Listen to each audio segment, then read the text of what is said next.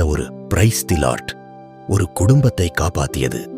ஒரு குடும்பம், ஒரு அப்பா, ஒரு அம்மா, 2 டீனேஜ் பிள்ளைகள், பல வருடங்களாக உழைத்து கட்டிய பிசினஸ் ஒரே நேரத்தில் சரிந்து போயிற்று. பணம் இல்லை, உணவு இல்லை, நம்பிக்கை கூட இல்லை. சொந்தக்காரர்கள் இருந்தார்கள், ஆனால் உதவி செய்ய யாரும் வரவில்லை.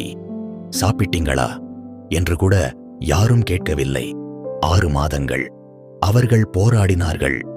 ஆனால் ஒரு நாள் அவர்கள் முடிவு செய்தார்கள், இது போதும், இனி வாழ முடியாது.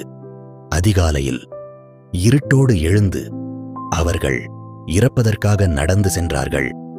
அந்த நேரத்தில் ஒரு பாடல் சத்தம். திரும்பி பார்த்தார்கள். அங்கே ஒரு தேவாலயம். ஒரு தடவை உள்ள போயிட்டு வரலாம், அதற்கு பிறகு நம்ம வாழ்க்கை முடிஞ்சிடட்டும். அவர்கள் உள்ளே சென்றார்கள்.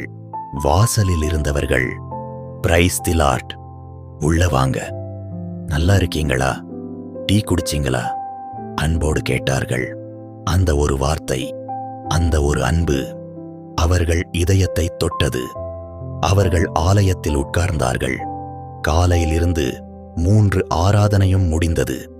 ஆனால் அவர்கள் எழுந்து போகவில்லை. போதகர் அவர்களை கவனித்தார். நீங்கள் யார் என்று கேட்டார். அப்போது அந்த குடும்பம் கண்ணீர் மல்க சொன்னார்கள், சார், நாங்கள் இந்த ஊரில் பிசினஸ் பண்ணியிருந்தோம், எல்லாம் லாஸ் ஆகிடுச்சு. நிறைய சொந்தக்காரர்கள் இருக்காங்க, ஆனா யாரும் எங்களை பார்த்து கொள்ளலை. 6 மாதமா நாங்கள் சாப்பிட்டோமா இல்லையா என்று கூட யாரும் கேட்கவில்லை. இன்று காலை நாங்கள் சாகப் போனோம்.